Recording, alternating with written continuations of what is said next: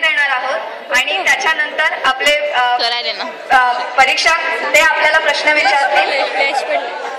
तर मी गट क्रमांक 1 ला अशी विनंती करते की कृपया त्यांनी आपला मुद्दा थोडक्यात सांगावा आणि 2 मिनिटात सांगावा. ठीक आहे? ठीक आहे. गट क्रमांक 1.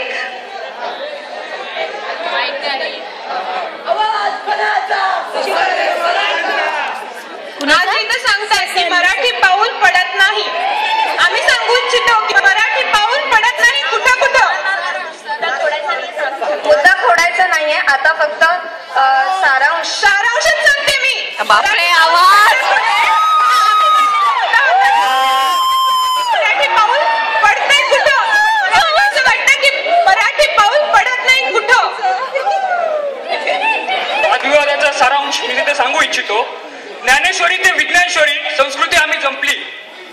आजचा योगायोग असा की आज 28 फेब्रुवारी राष्ट्रीय विज्ञान दिन आणि कालचा 27 फेब्रुवारी मराठी भाषा दिन. यांचा योगायोग साधून आज एक विषय जो आज इथं निवडला गेला तो आज एक योगायोगच होता की आज मराठीवर आणि विज्ञानाच्या प्रगतीवर आपल्याला इथं एक विषय निवडता आला.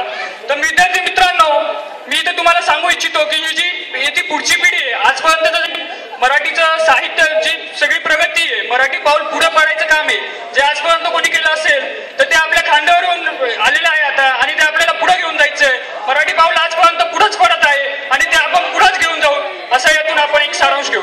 धन्यवाद.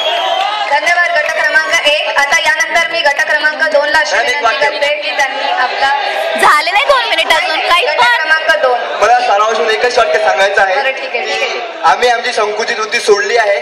आम्ही आमच्या भूतकाळाचा जोखड सोडला आहे आणि प्रत्येक येणारी नवीन गोष्ट स्वीकारत, नवीन आव्हान स्वीकारत आम्ही पुढे चाललो आहोत. हेच आम्हाला आता सांगायचं आहे. धन्यवाद. यानंतर मी गट क्रमांक हेच आमचं वर्तमान आणि हाच आमचं भविष्य आहे. ठीक आहे. आता गट क्रमांक 2 ला अशी विनंती करते की त्यांनी आपला सारांश थोडक्यात सांगावा. बरं, आम्ही महाराष्ट्राचे, महाराष्ट्र आमचा.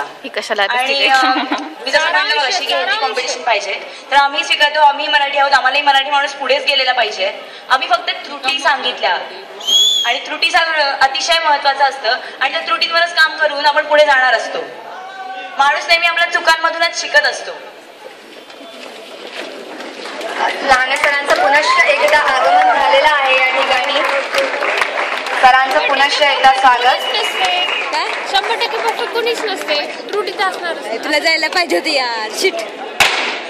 धन्यवाद. आपण वेळात वेळ काढून पुन्हा एकदा या मुलांचं कौतुक करण्यासाठी आणि त्यांची वादविवाद स्पर्धा गट क्रमांक 2. आपल्याला सगळ्यांना माहिती आहे की व्यक्ती तितक्या प्रकृती असतात. त्यामुळे चांगली प्रकृती असणार आहेत, वाईटही प्रकृती असणार आहेत. आणि आम्ही फक्त असं दाखवू इच्छित होतो की थोड्या वाईट फोफावत होत्या तर आपल्याला त्यांना फक्त कंट्रोल करायचं आहे आणि आपल्या सगळ्यांना पुढे जायचं आहे. जरी आम्ही आता कॉम्पिटिशन करत असलो तरी आम्ही सगळे एकत्रच आहोत. आम्हाला सगळ्यांना मराठी ही भाषा, मराठी लोक ह्याच सगळ्यांना पुढे न्यायचं आहे. आणि या डिबेटचा मूळ मुद्दा पण तोच होता आणि मराठी जागृती करायची आणि शेवटी काय झालं तरी आपल्याला वजीरच व्हायचंय. आता प्रतीक म्हणला की आम्ही आमची संस्कृती मोकळी सोडली आहे. जे जे दुसरीकडून बाहेरून चांगल्या गोष्टी येतील त्या आम्ही स्वीकारत जाणार आहे. पण मला एक प्रतीकला सांगावं असं वाटतंय की दुसऱ्या गोष्टी जरूर घ्या, चांगल्या गोष्टींचा जरूर स्वीकार करा. आपल्या मुद्दे खोडणे बंद. धन्यवाद. गट क्रमांक 2. वाईट गोष्टी सांगितल्या आम्ही. वाईट गोष्टी सोडून मराठी माणूस पुढे जायला पाहिजे हाच आमचा उद्देश आहे. त्यामुळे आम्हाला तुमच्या भावंड्यासारखं समजा काय आहेच आम्ही भावंडे. अनिकेत म्हटलं आम्ही मराठीचा उद्धार करू. मग अनिकेतला मी सांगू इच्छितो आम्ही पण 1-2 हातभार लावू मराठीच्या उद्धारासाठी. एवढंच म्हणू इच्छितो की हा डिबेट हेल्दी कॉम्पिटिशन होता. हेल्दी सारखंच राहावं. जय हिंद, जय महाराष्ट्र.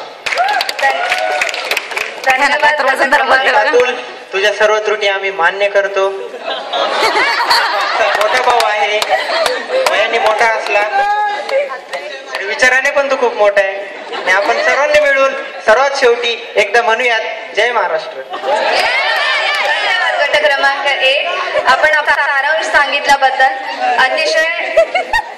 यानंतर अतिशय छान डिबेट या ठिकाणी झालेली आहे. आता यानंतर मी प्रेक्षकांना अशी विनंती करते की त्यांनी आपले प्रश्न स्पर्धकांना विचारावे. आपण फक्त गट क्रमांक 1 किंवा गट क्रमांक 2 ज्यांना आपल्याला प्रश्न विचारायचा आपण सांगावं आणि मग आपला प्रश्न आपण विचारावा.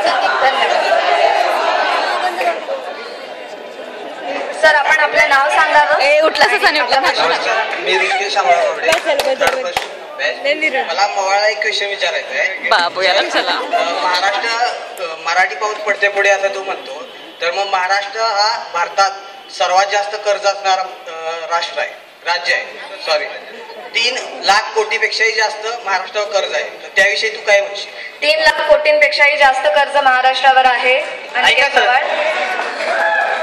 आता सर्वात महत्वाचा मुद्दा ते सिक्कीम आहे, ते बरोबर आहे. कर्ज सगळ्यात जास्त कशासाठी असतं, तर विकास करायचा असेल तर कर्ज काढावंच लागणार सर. सगळ्यात जास्त विकास हा महाराष्ट्रात होतोय आणि म्हणून सर्वात जास्त कर्ज हे महाराष्ट्रात आहे. आणि ते फेडण्याची जर क्षमता या भारतात कोणात असेल तर ती महाराष्ट्र राज्यात आहे आणि त्या महाराष्ट्र राज्यात राहणाऱ्या मराठी माणसात आहे. धन्यवाद अनिकेत. यानंतर आणखी हॅलो, माझं नाव संजय ससाने आहे. मला तुम्हाला सर्वांना एक क्वेश्चन विचारायचं. तर मी खेड्यामध्ये राहतो, गेली 25 वर्ष झालं तिथं की नाही रस्ते नाही, लाईट नाही.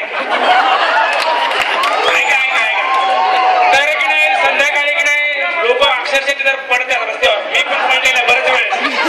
तर तुमचं व्ह्यू काय? मराठी मागं पडायला पुढे पडायला की नुसतं पडायले पडायले?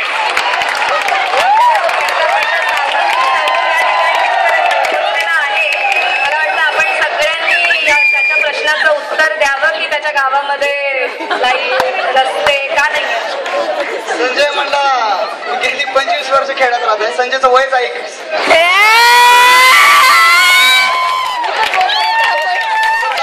तो वेगळा विषय आहे. तो म्हणला आहे आणि एवढ्या वेळापासून आम्ही तेच मांडायची पोस्ट करतो तो की पॉलिटिशियन्स आजकाल फक्त वोट बँकसाठी पॉलिटिक्स करतात. रिअल पॉलिटिक्स जसं त्याला म्हणतात की 80% समाजकारण 20% राजकारण, ती गोष्ट उरलेली नाही आजच्या मराठी माणसात. आम्ही तेच म्हणायलो होतो की रस्सी खेच चालू असते. वर चालला माणूस कोण सुधारायची हिंमत दाखवतो माणूस तर त्याचे पाय खेचतात, त्याला सुधारवू देत नाही. तेच म्हणतो. पण आम्ही ही पण आशा जाहीर करतो इथं की लवकरच महाराष्ट्र होईल, पण त्यासाठी एकजूटपणा आणि सोसायटीतला हा माइंड चेंज हा येणं शक्य आहे. सोसायटीचा माइंड चेंज गरजेचा आहे असं आणि गांधीजींनी सांगितलं होतं खेड्यांकडे जा, तर मराठी पाऊल अजून पुढे पडण्यासाठी खेड्यांकडे जाणं गरजेचंच आहे. आणि होप सो तुझ्या गावात लवकरच रस्त्यावर सांगतो. शेताचा रुरल पोस्टिंगला खूप जास्त सपोर्ट आहे असं मला वाटतंय. यानंतर गट क्रमांक 1 त्याच्या प्रश्नाचं उत्तर देण्याचा प्रयत्न करेन. मराठी काय खेकडा तर खेकड्यावाने आपण एकमेकांच्या मागे पाय खेचतो, पण खेकड्याची नांगी ठेचण्याचं काम सुद्धा आम्हीच करतो. आणि आता संजय, मी तुझ्याच प्रबोधन करण्याचा एक प्रयत्न करतो. तू म्हणतोय नुसतं प्रश्न विचारून काय होणार नाही. त्या गावात तू राहतोय, आज तू डॉक्टर बनतोय, थोड्याच दिवसानंतर तू त्या गावाचा एक जबाबदार नागरिक बनशील. तू स्वतः पहिले प्रयत्न केले पाहिजे आणि आम्ही तर तुला कधी मदतीची हाक माग सहकार्यासाठी तुझ्यासाठी काय. यानंतर एक प्रश्न अशोक मला एक विचारायचंय.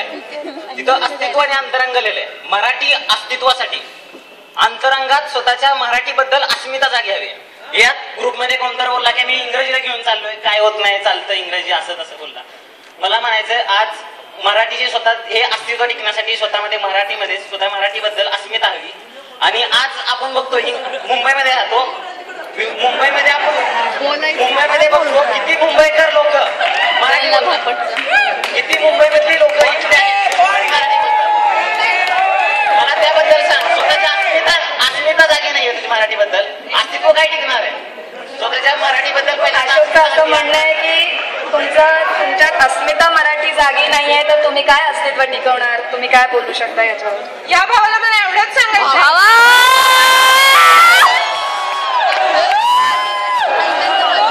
की मराठी अस्मिता मराठी माणसात नाही तर त्यानं इंग्रजीचा स्वीकार केला नसता. मला एवढंच सांगायचंय की आम्ही इंग्रजीचा स्वीकार केलाय, पण आम्ही माय मराठीला विसरलेलो नाही. एखाद्या माणसाला 2 आहेत याचा अर्थ तो जन्मदाता याला विसरतो असं नाही. त्यामुळे त्याचा हा मुद्दा चुकीचा आहे असं मला वाटतंय. बरोबर, धन्यवाद. हे अंतरंग आणि अस्तित्व हे नावं आहेत. या नावाचा आपण जसा अर्थ घेऊ तसा अर्थ निघेल. तुम्ही अत्यंत निगेटिव्ह अर्थ घेतला आहे सर. खरा अर्थ असा आहे की अस्मिता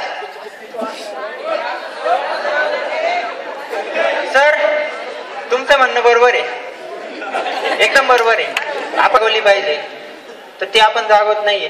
तुम्ही इथं आलायत की मराठी अस्तित्व अस्मिता जागवण्यासाठी आलायत आणि आम्ही इथं बसलोय या टीम कडनं ती मराठी अस्तित्व जागवण्यासाठी. अरे हे पण त्यासाठी हे पण मोठे भावंड हे पण तो पण. मी यानंतर परीक्षकांना अशी विनंती करते की परीक्षकांनी आपले प्रश्न विचारावे.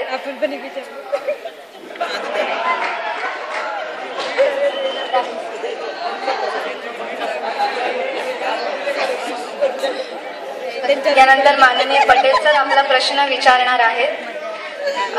आधी मी सर्वांचं अभिनंदन करतो. एक फार चांगल्या पद्धतीनं एक चांगला विषय आपण येथे हाताळतो. प्रश्न विचारावाला मन नाही परंतु तरी विचारतो. अ गटाला वेळात वेळे दौडले 7 त्या 7 लोकांचं नाव सांगा. मी तुमचं अभिनंदन करतो. वेळात वेळे दौडले 7 त्या 7 लोकांचं नाव सांगा. अरे माहिती सर 7 नाव नाही पण त्यांच्यातले जे मेन सरदार होते त्यांचं नाव प्रतापराव गुजर होतं. Very good. यस. मी आपलं अभिनंदन करतो की आपण एक नाव सांगितलं. हे खरोखर आपल्यासाठी चांगलेली गोष्ट आहे. प्रतापराव गुजरांनी काही विचारलं तसं माझा हेतू नव्हता तसं समजू नका. एक सहज म्हणून विचारलं होतं. तुम्ही तेवढ्याच सहजतेनं उत्तर दिलं त्याबद्दल आपण सर्वांचं अभिनंदन करतो. त्याच प्रतापराव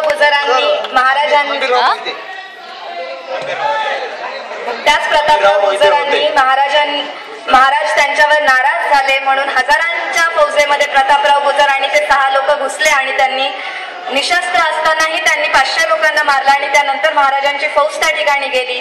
त्या प्रतापराव गुजरांची समाधी रायगडापासून अवघ्या 150 किलोमीटरच्या अंतरावर आहे. ऋत्विजला प्रतापराव गुजरांचं नाव सुचलं, खरंच कौतुकास्पद गोष्ट आहे. यानंतर गट क्रमांक 2 लाही आपण एक प्रश्न विचारावा अशी मी पटेल सरांना विनंती करते. रामराजे सरांना विनंती करते की त्यांनी एक प्रश्न विचारावा. सर्वप्रथम मला असं वाटतं की अ आणि ब गट जो विषय आपण निवडला तो अतिशय ज्याला आपण म्हणतो जिव्हाळ्याचा असा विषय आहे. चर्चेचा विषय होऊ शकतो पण मला असं वाटतं चर्चा या दोघही गटांनी जो अभ्यासपूर्वक त्यांनी जी मांडणी केली ती निश्चित कौतुकास्पद आहे.